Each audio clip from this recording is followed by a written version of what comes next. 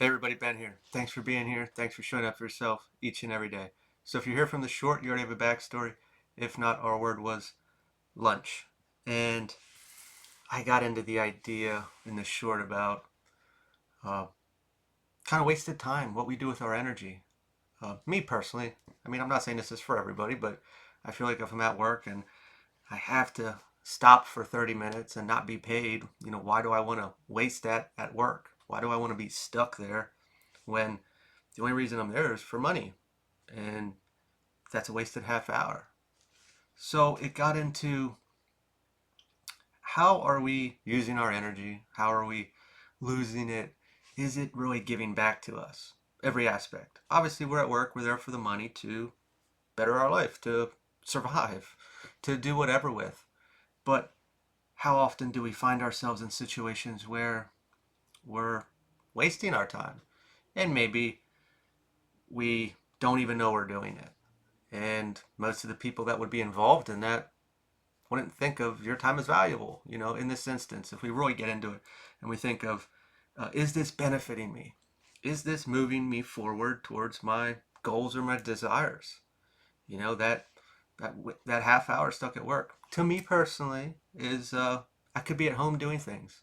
You could be with your friends, your family, doing your hobbies, cleaning your house, doing your normal stuff, but it's a bit wasted. Our supporting angel number card was changing cycles. Now, of course, I'm not saying we walk around and somebody says hi and we're like, oh, you're not benefiting me, and we're being rude. It's not like that. It's paying attention to we get into conversations with people, and if it's all complaining, it's a dragging down of an energy. Uh, is that benefiting us? Is that moving us forward? Is that building us up, pushing us towards this direction? Now, granted, sometimes we can get ourselves in a slump and we're watching things online that aren't of a benefit. But if we really want to move forward, these are the choices we make. We look at our energy as valuable. We look at the people, places, and things that aren't benefiting it. Granted, uh, the majority of people, I would think, don't really enjoy their jobs. I'm sure there's a bunch that do, but they're there for a means to an end. And maybe they've been trying to find something better and it's not working, or the options aren't there. But how can we create and funnel this energy into what we desire, what we want, where we want to be at better versus settling, allowing the circumstances to control or dictate what our life is like? And this goes into every aspect of our life: relationships, friends, living situations, experiences in general. And everything's so far out of reach because money, money, money, money, money. You know, well, let's remove that for a bit and really just look at our energy as the currency, or what we do with it. What we do, we can look at that as time, but it's real about our what we're giving or what we're trying to cultivate and how it is returning to us, how we think it's returning, experiencing, through the external. I didn't really go into the words on here. Changing cycles, going through the motions. That whole lunch aspect is just going through the motions. Hey, this is how it is. This is what we do. But when you really think about that, sure, it's just a half hour, but why would you want to be there when you could be at home in your comfort space? Or doing something you love, or beating traffic, or whatever we want to get into. Transitions, chaos, endings, rebuilding, adventure. This is all about, you know, moving towards that best life for ourselves, whatever it may be, however it can be. And until we really start to view that energy as money, our time as money, as a currency, we start to look at it differently. Everybody has their bank account and they all look at their numbers. And if they spend this, it's gone. And I need to do X, Y, or Z to create this again or to buy this. When do we look at what we're doing and what we're thinking, how we're feeling, and our emotions the same way? When we utilize it, or I should say, view it that same way, you're going to spend it differently. You're going to invest it differently. You're going to create it differently. Um, Really, pay attention to those lower negativity or lower vibrational aspects that we experience through life or through other people and what they do. I'm not saying they're bad because they're in these situations or they always complain, but if we're always in those situations or those circles or those groups, or maybe we do that as well, is that moving us forward? Are we constantly looking for validation for those emotions to stay in that space? Or are we paving our path to something better? So what do we have here, Spirit? Anything extra? Five of Swords. Confrontation uh, with others or ourself. Uh, Transitions, chaos, endings. Decisions are made. If I was in a position and I stopped interacting with certain people because, hey, that wasn't a good use of my energy, my currency, going into being that lower space of wherever they're at, they're going to have a problem with that. And it's not really probable that they're going to view your time or your energy as valuable. It's a lot of times a self-consumed or self-centered experience where you're here and you're going to listen because that's what you do, and they probably don't even know it, but they're going to take it a certain way. When we start removing these things or trying to better ourselves, people are going to have a problem with that. And uh, then this whole idea of awareness, we're paying attention more, we're seeing things, we start to see a lot going on.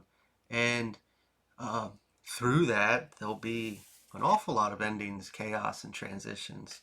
But it's not in a malicious way. It's you're doing it for yourself. You're looking at where you're at and you're like, I want to be somewhere better for myself. I want to fulfill myself. I want to feel that experience.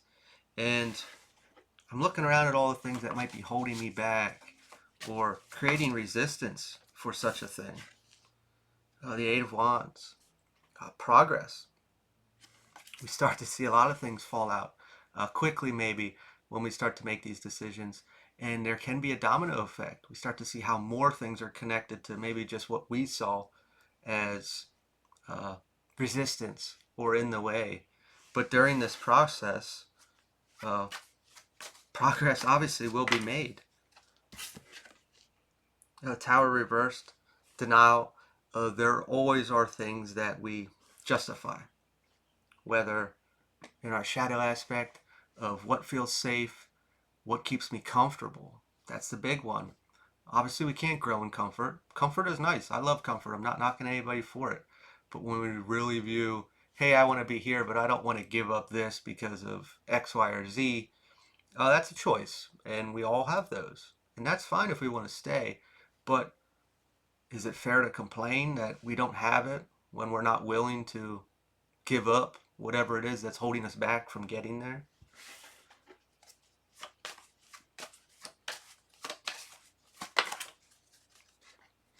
The Eight of Pentacles reversed. Boredom.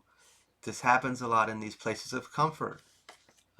We want something or we want to experience something, but we don't want to give up whatever that is. And obviously, that's personal. It could be large, it could be small. We could think it's small, but it could have much larger impact on our life than we know. And we go through the motions, as this card says, and things are repeating. They're so so. And, if we passed, in the next little bit, would we say we lived a fulfilling life? Would we be satisfied? Would we view it as a benefit to society? Who knows? However we view things. And not that that's the goal of life, but I mean, like, looking back, like, hey, I did something. I healed something. I experienced something. And that that opened another door for me. It gave me some sort of fulfillment, if we will. Uh, Leaving this place, again, is a choice.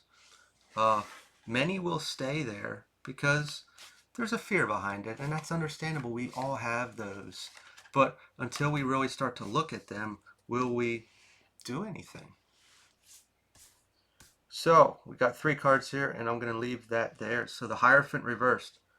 Rebellion, pushing up against these beliefs, structures, or systems, whether adopted through past lives, uh, ancestral, where we grew up through it, we were raised in it, or society in general, the structure of things, uh, to escape anything, whether just something we grabbed through our childhood or something of how things go in society, we would have to resist that, fight against it. And of course, there would be resistance because that's embedded in us as a fear, as a trauma, as a worry.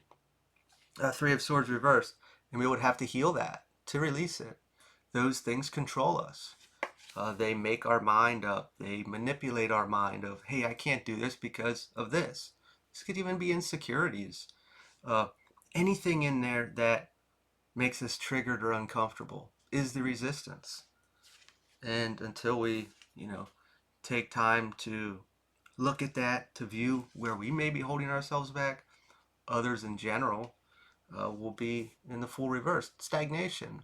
There won't be any movement. And that's that comfort space. And that's okay. I'm not saying we have to do anything crazy. But if we want to move forward, we have to look at these things that are holding us back, which sure, it's easier to blame, but we also have to look at inside. Is this insecurity holding me back? Do I have the courage to do this, to stand in this new experience? Where is my fear holding me back? My limiting beliefs? How are all these connected that make me make decisions to stay in a space of stagnation, in essence? I'm going to leave this here. If this resonated, feel free to like, comment, share, subscribe, and I will talk to y'all later.